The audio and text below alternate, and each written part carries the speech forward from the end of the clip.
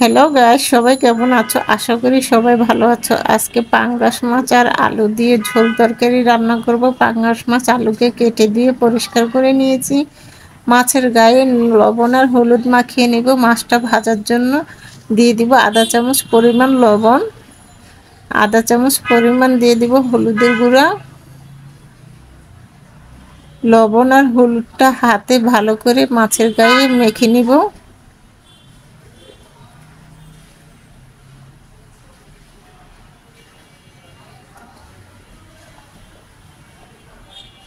মাছের গায়ে লবণ আর হলুদটা খুব ভালো করে মাখিয়ে নিয়েছি। এখন ভাজার জন্য একটা কড়াই বসিয়ে দিব চুলায়।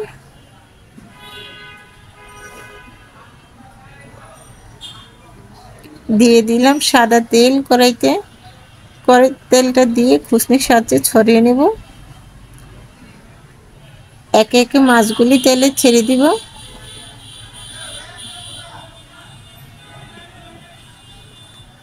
মাছগুলি একে একে তেলের মধ্যে দিয়ে দিলাম। এক পিঠ ভাজা হয়ে গেছে, উল্টিয়ে দিব। আরেক পিঠ ভাজার জন্য রেডি করে দিচ্ছি।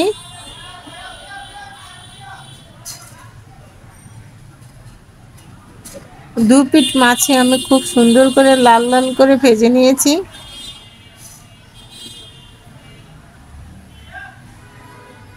মাছগুলো আমি তুলে নিচ্ছি।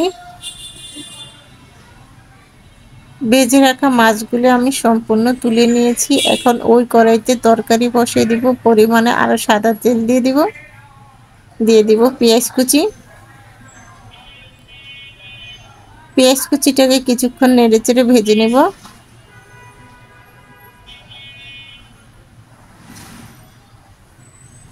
দিয়ে দিব 1 চামচ লবণ, 1 চামচ হলুদের গুঁড়া, 1 চামচ মরিচের গুঁড়া দিয়ে দিব। দিয়ে দিব 1 চামচ পরিমাণ আদা রসুন বাটা। যেহেতু পাঙ্গাস মাছ, আদা রসুনটা বাটা দিলে খুব ভালো লাগবে। মশলাটাকে আমি নেড়েচেড়ে কিছুক্ষণ ভেজে নিয়েছি, তাহলে মশলার কালারটা খুব সুন্দর আসবে তরকারির সাথে। তরকারিটা রান্না করলে কালারটা খুব সুন্দর আসবে। পরিমাণ মতো একটু ঝোল দিয়ে দিব। ঝোল দিয়ে মশলাটাকে কিছুক্ষণ কষিয়ে নেব। আমার বাসাটা মেন রোডের উপরে, সেই জন্য রাত দিন সারাক্ষণ শব্দ হয়, আপনারা একটু স্কিপ করে নেবেন শব্দটাকে। মশলাটা কষানো হয়ে গেছে পরিমাণ। এখন আলুটা দিয়ে দিলাম। আলুটাকে কিছুক্ষণ নেড়েচেড়ে কষিয়ে নেব।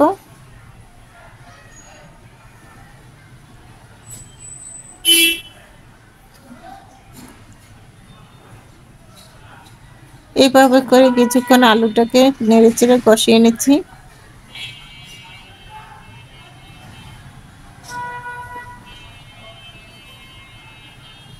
পরিমাণ মতো ঝোল দিয়ে দিলাম। যেহেতু পাঙ্গাস মাছ দিয়ে আমি পাঙ্গাস মাছ আলু দিয়ে একটা ঝোল তরকারি রান্না করব, একটু ঝোলের পরিমাণটা একটু বেশিই লাগবে। ঝোলটা দিয়ে আলতো করে নেড়েচেড়ে দিয়েছি। এখন বেঁচে রাখা মাছগুলি দিয়ে দিব। ভেজে রাখা মাছগুলি দিয়ে দিলাম।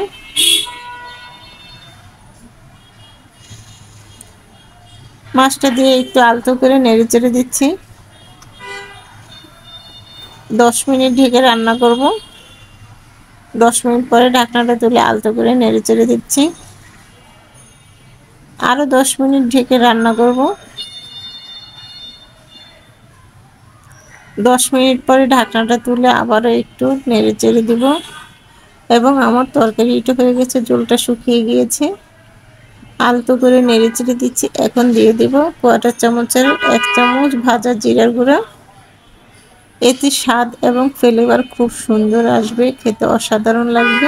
আমি এখানে কাঁচামরিচ, ধনিয়াপাতা ব্যবহার করিনি, শুধু বাটা মশলা আর জিরার ফাঁকি দিয়ে তরকারিটাকে রান্না করেছি। খেতে অসাধারণ মজা। চুলাটা অফ করে দিয়েছি। চুলা থেকে তরকারিটাকে নামিয়ে একটা মিশ্রণ বলে বেড়ে দেখাবো কতটা সুন্দর এবং লোভনীয় হয়েছে। খেতে অসাধারণ মজা। এই তরকারিটা গরম ভাতের সাথে খেতে খুবই মজাদার এবং লোভনীয়। আমার এই রেসিপিটা যদি ভালো লেগে থাকে আমার আশা করে লাইক কমেন্ট ও শেয়ার করে দিবেন। প্লিজ অন্যকে দেখার সুযোগ করে দিবেন এবং আমার এই রেসিপিটা দেওয়া থাকবে আমার ইউটিউব চ্যানেলে। আমার ইউটিউব চ্যানেলের নাম কিচেন স্টোরি বাংলা। সবাই লাইক এবং লাল বাটনটা টিক দিয়ে দেখবেন, তাহলে নিত্য নতুন রেসিপিগুলি আপনাদের কাছে পৌঁছে যাবে। রেসিপিটা এই পর্যন্তই। সবাই ভালো থাকবেন, সুস্থ থাকবেন, নিরাপদ থাকবেন। আল্লাহ হাফেজ।